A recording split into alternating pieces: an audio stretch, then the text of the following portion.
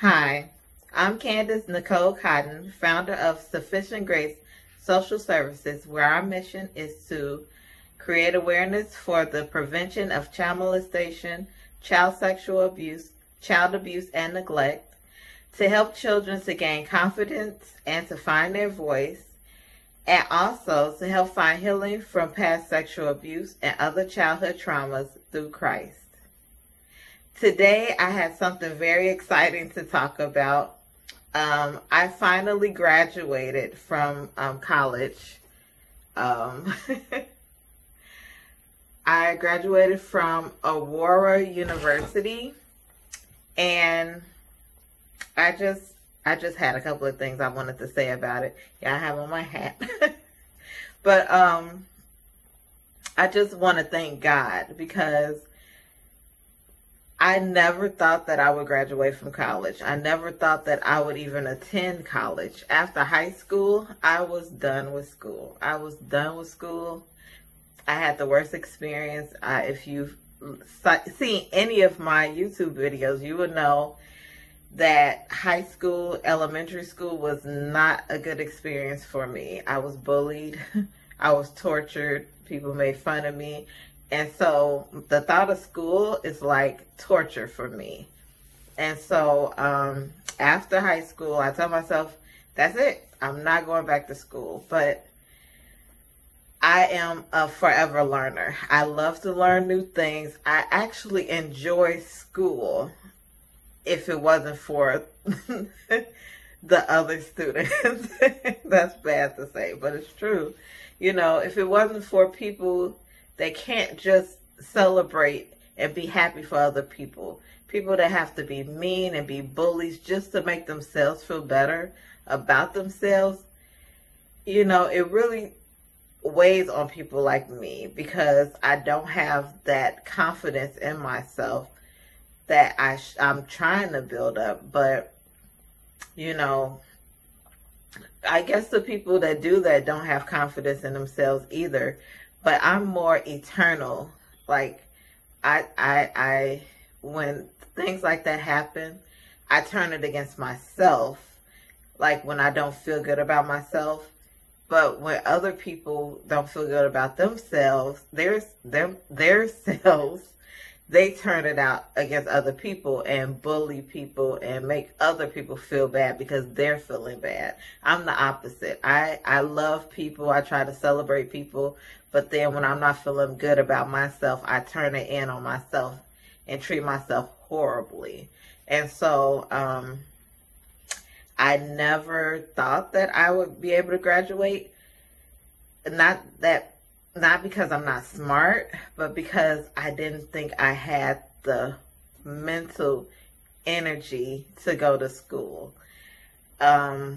And I know I spoke about this a little bit in my last video about how I suffer with depression. And I've also talked about in previous videos about how I suffer with anxiety. And I don't think people understand how much energy depression and anxiety takes on your body. It's very exhausting. And so just to get up in the morning, it's like, okay, it takes a lot of energy. And I didn't think I had the energy mentally. And mental energy, when you don't have it, is depleted. It weighs down on your physical energy. And so you know, I didn't think I had it in me to go to school, and I did finish my associate's degree in 2017. And after that, well, I did a lot of different schools. I've been to massage therapy school, and I got a CNA. You know, I've done little things because I figured going to a university or something would just be too much for me. And so I got my associate's degree after years and years of just taking classes here or there. And I said, okay, that's it. I'm not going to go to school anymore. And so then I started, you know, doing this YouTube channel and looking into how I can best impact people, and I got an interest in social work because I was wondering what could I do, to be taken seriously. I mean, I could go out there and talk, but to take myself seriously, to not just know knowledge, but to say, okay, I have the qualifications to tell you this knowledge that I have. And so I started looking into social work, and I was telling this story to my church last week about the reason why I started going back to school after I got my associate's degree. I was working a job at a school. I'm not going to shout out the school, but you know who you are. And I was making $11.36, like maybe 32 cents. And I was the cook at the school. And it was in the summer. So the next following school year, I had gotten my niece a job, and she was hired for like $12 or $13. And I was like, okay, even if I got a 30-cent raise for next year, I'm still not going to be where she is. And so the person I was working with at the time, she was like, well, why don't you just email like the higher ups, in the school, and see if they could give you a raise.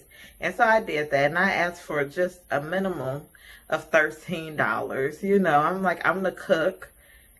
You have to be skilled to be a cook. You have to have certification, but I'm making less than people that are just off the street. I didn't understand that.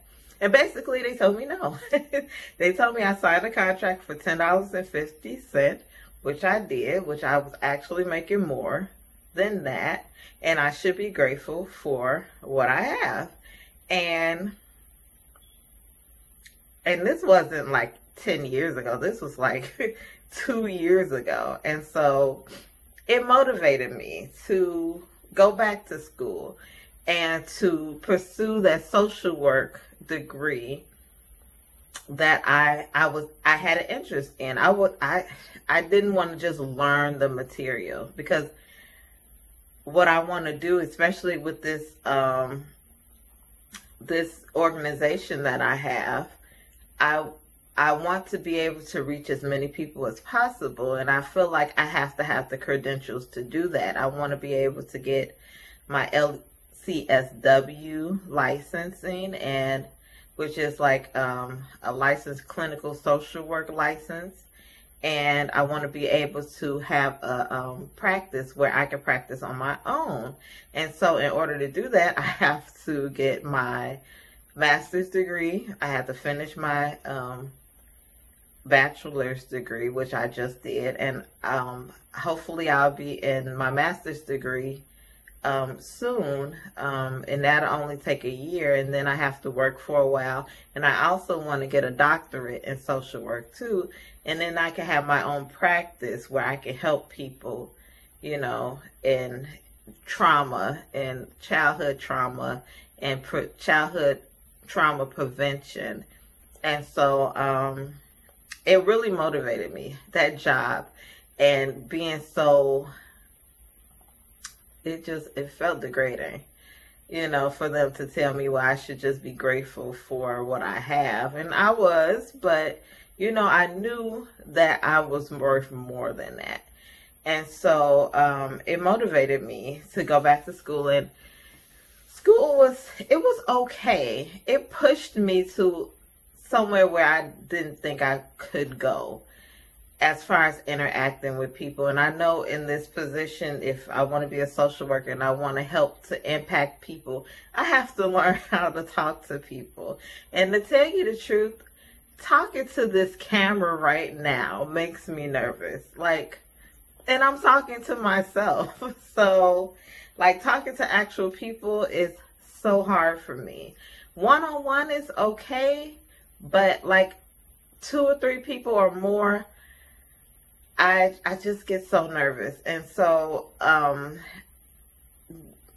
going to school and going through this 7-month internship really pushed me push my boundaries and push me to see that I am able to do these things that I didn't think that I could do. And I thank God, because if there's so many times I wanted to just give up and walk away, and I was like, you know, I don't really need this, but I do. But it was just so hard mentally. The work wasn't hard, but mentally, being depressed and feeling like it's a struggle to get up in the morning. It was physically and mentally draining. And towards the end, I really did. I almost stopped caring, because it was just so much. You know, I had to stop working that job that wasn't paying me, but it was paying the bills,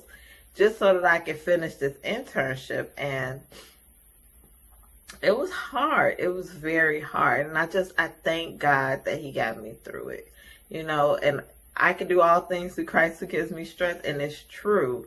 You know, if I can do it with 2 kids, and I'm almost 40 and, you know, sporadically going to school since 18, you know, going to college. If I could finish my degree, anybody can do it, you know. Because, I mean, I'm not any smarter than anybody else. You have to have the motivation to get it done. And I just thank God that he gave me the motivation, because on my own, I would not have had the motivation to do it. And so that's my conversation today. I really didn't have much to say. I do want to touch on the fact that I am still going to start my support group meetings. One is going to be in person and one is going to be online. And I'm still trying to think of how I'm going to do that and how everything is going to work out. But this is something God has really, really put on my heart to do. So, and I told the Lord, you know, you got me through school. You know, I'm yours. I'm going to do what you want me to do. And so no matter if it's just me and you, Lord, I'm going to do it. And so I'm going to stick with it and stick with these videos and stick with everything that God has really put on my heart to do. And like I always end my videos with, if you know of a child, or if you are a child who is currently or has been sexually abused, I urge you to please call your local law enforcement agency, 911, or the National Child Abuse Hotline, which is 1-800-4-CHILD. I know it's some other hotlines out there as well. And if you're struggling with any kind of depression, suicide, or anything, there's also hotlines. I know that it's been a lot of suicide and things in the media right now, and there is a hotline, and it's 988. So if you're struggling with depression, if you're feeling kind of low and down, and if you feel like you can't go on, there are people out there to help you. And so 988 is that national hotline number. And if you are an adult who has been sexually abused or abuse of any kind in the past, or you've gone through it recently, I urge you to talk to somebody about it. Mental health is such a huge thing right now. You know, I wish it has always been a huge thing, but people out there care, and it's like they're there to help, and all you have to do is just take advantage of the help that is out there.